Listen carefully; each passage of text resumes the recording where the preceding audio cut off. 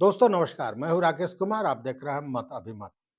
आज विधान परिषद में सारे माननीय सदस्यों ने एक स्वर में के पाठक को लेकर आवाज उठाई कि सरकार समय सारिणी में परिवर्तन क्यों नहीं ला रहा है। उसी में एक और बात उठी। देखिए, इतने विवादों के बीच में घिरे रहने के बाद भी, इतना विरोध होने के बाद भी, आखिर ऐसी कौन सी ताकत के पाठक के पास है कि आज भी उन्होंने एक बड़ा फैसला ले लिया और वो फैसला कहीं न कहीं फिर एक बार एक नए टकराहट को जन्म दे रही है।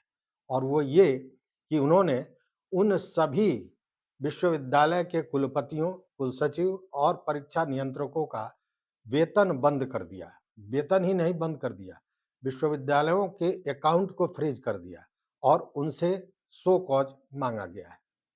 मामला ये था कि 28 तारीख को शिक्षा में गुणवत्ता को लेकर, परीक्षा के शेड्यूल को टाइम पर परीक्षा हो, इसको लेकर एक बैठक की एक बैठक बुलाई थी के पाठक और उसमें सभी विश्वविद्यालयों के कुलपति को, कुलसचिव को और परीक्षा नियंत्रकों को बुलाया गया था और कहा गया था कि अनिवार्य रूप से आना है। लेकिन चूँकि कुलाधिपति मतलब माननीय राज्यपाल कुलाधिपति होते हैं और ऐसी परंपरा है कि अगर शिक्षा विभाग के किसी कार्यक्रम में जाना है तो कुलाधिपति से आदेश लेना होता है। इसको लेकर पटना विश्वविद्यालय सहित कई कुलपतियों ने कुलाधिपति मतलब माननीय राज्यपाल महोदय से स्वीकृति मांगी थी, लेकिन वहाँ से सीधे रिजेक्ट कर दिया गया था कि शिक्षा विभाग के किसी कार्यक्रम में जाने की आवश्यकता नहीं है, नहीं जा सकते हैं।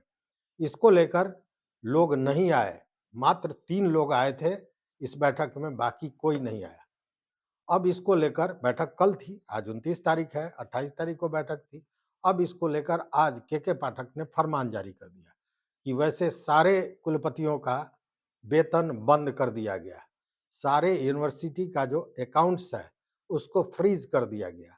अब बताइए कि विश्वविद्यालय के अकाउंट को फ्रीज़ कर दिया जाएगा, तो 1 सप्ताह के अंदर में निश्चित रूप से वित्तीय अराजकता छा जाएगी विश्वविद्यालय में, कोई भी काम नहीं होगा।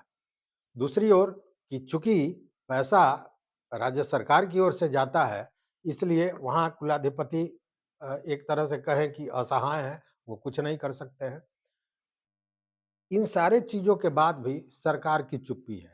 सरकार की चुप्पी है, इसको लेकर यह भी माना जाता है कि आपको याद होगा, इसके पूर्व भी एक बार के पाठक और कुलाधिपति में विवाद खड़ा हुआ था, जिसको लेकर बाद में आपको याद होगा कि नीतीश कुमार राज्यपाल के यहाँ गए थे, गवर्नर के यहाँ गए थे और राजभवन में उन्होंने गवर्नर से बात की थी, उसके बाद यह मामला शांत हुआ था।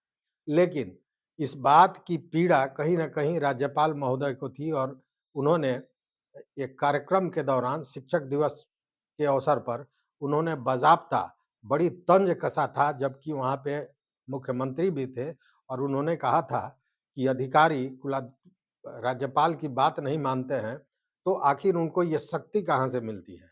लेकिन अगर राज्यपाल अपने पर बनावे, तो क्या होगा? उसको भी सोचना चाहिए। एक तरह से बड़ी तल्ख़ी कही थी और उन्होंने अपनी बातों में यह भी बता दिया था कि यह सारा कुछ मुख्यमंत्री के सह पर के पाठक कर रहे हैं, लेकिन अगर राज्यपाल अपने पे आ जाएँ, अपने अधिकारों पर आ जाएँ, तो क्या होगा? यह एक तरह से धमकी भी दी थी। आप जानते हैं कि नीतीश कुमार किसी की बात मानते नहीं हैं। जिद्दी तो अव्वल दर्जे के हैं, जैसे जिद्दी के पाठक, वैसे जिद्दी नीतीश कुमार। अब नीतीश कुमार के मन में कहीं न कहीं ये बात बैठ गई थी। हालाँकि राज्यपाल को आपने देखा होगा कि अशोक चौधरी के यहाँ घर पर भी गए थे। सारे जो नियम होते हैं, उन सारों को दरकिरार करके एक मंत्री के घर राज्यपाल चले गए थे, अनायास, जबकि कोई महोत्सव, कोई समारोह कुछ भी नहीं था। उसको लेकर भी तमाम मीडिया में ये सारी बातें उठी थी। लेकिन क्या अब ये प्रश्न उठता है, सारे लोग इस बात की चर्चा कर रहे हैं कि क्या सीएम को वही खुन्नस है क्या, जिसके चलते खुली छूट दे रखी है उन्होंने के पाठक को और के पाठक फिर एक नया विवाद उच्च शिक्षा में पैदा कर दिए। गवर्नर के साथ सीधी टकराहट हो गई। गवर्नर ने मना कर दिया, उनके मना करने पर कुलपति नहीं आए और उनके वेतन को के पाठक ने बंद कर दिया। यूनिवर्सिटी के बैंक अकाउंट्स को फ्रीज कर दिया। ये बहुत बड़ी बात है और ये टकराहट दूर तक जाएगी निश्चित रूप से। अब ऐसे में पिछले दिन आपको याद होगा कि जब सारे एमएलसी वगैरह जाकर मिले थे राज्यपाल महोदय से, तो उन्होंने बड़ी तल्ख भाषा में एक पत्र भी मुख्य सचिव को दिया था और कार्रवाई को कहा था, लेकिन कुछ भी नहीं हुआ।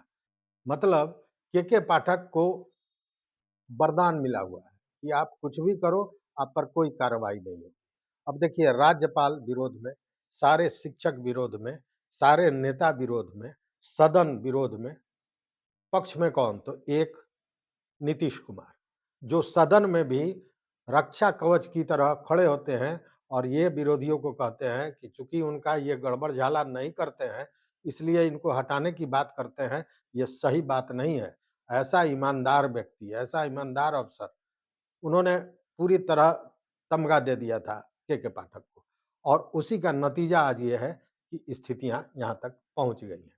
तो अब ये एक नई लड़ाई की का आगाज है राजभवन और बिहार सरकार के बीच। देखते हैं इसमें क्या होता है। इस वीडियो में बस इतना ही। देखते रहिए मत अभिमत। चैनल पर नए हो तो निश्चित रूप से सब्सक्राइब कीजिए, लाइक कीजिए, दोस्तों के साथ शेयर कीजिए और अपना मत, अपना विचार जरूर दीजिए। बहुत बहुत धन्यवाद। कोटिशाह आभार।